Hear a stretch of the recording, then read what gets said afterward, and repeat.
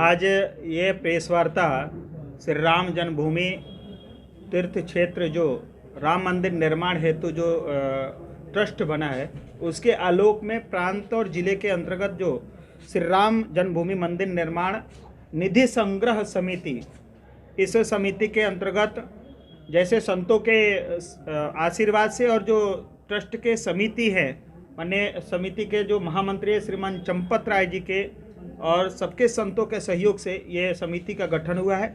और सबसे राम मंदिर जो बना इतने वर्षों के बाद हमारे आंखों के सामने भव्य मंदिर का निर्माण होने जा रहा है।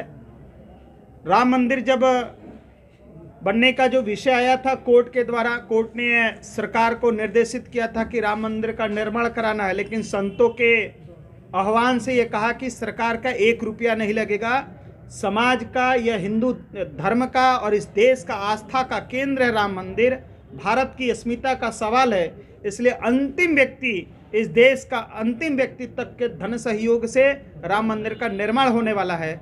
इस दृष्टि को ध्यान में रखते हुए इस समिति के अंतर्गत हर घर से कार्यकर्ता, विश्व हिंदू परिषद, संघ और संघ के जितने अनुसांगिक संगठन है, सभी क्षेत्र के कार्यकर्ता गांव-गांव में जाकर के घर से धन संग्रह करेंगे।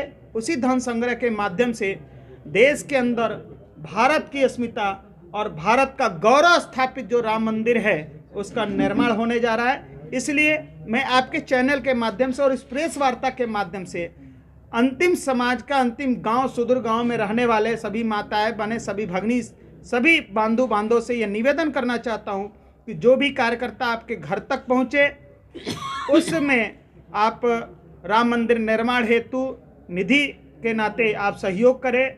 इस निधि में 10 रुपये, 100 रुपये, 1000 रुपये और उससे अधिक राशि देने वाले के लिए रसीद की व्यवस्था है। इसलिए अगर घर में 5 व्यक्ति हैं तो पांचों व्यक्ति 10-10 का सहयोग करके 50 रुपया दे सकता है।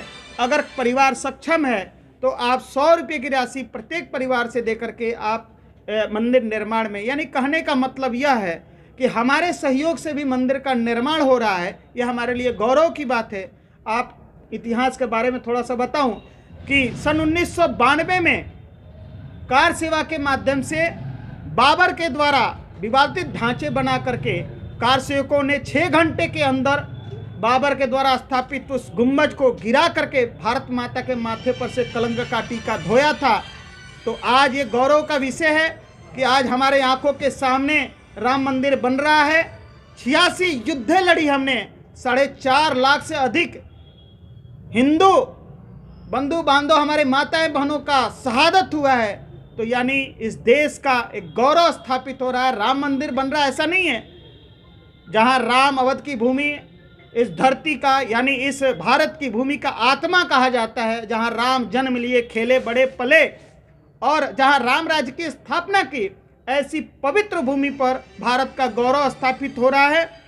हम पुनीत कार्य है, इसमें सबको बढ़ चढ़ के हिस्सा लेना चाहिए। सबका सहयोग से राम मंदिर बने। कभी हम अगर अयोध्या जा कर के राम मंदिर का दर्शन करने को मिले तो हमें यह आभास हो, यह हमें गौरव अनुभूति हो कि हमारे हिस्सा भी हमारे परिवार का या हमारे सहयोग से भी इस मंदिर का एक ईंट या एक टाइल्स या एक पत्थर रखा गया है। कब से ये प्रक्रिया शुरू हुई, लोगों से सहयोग लेने की कब तक चलेगी? आज मकर संक्रांति है और कल से 15 जनवरी से लेकर के 27 फरवरी तक यह अभियान चलने वाला है।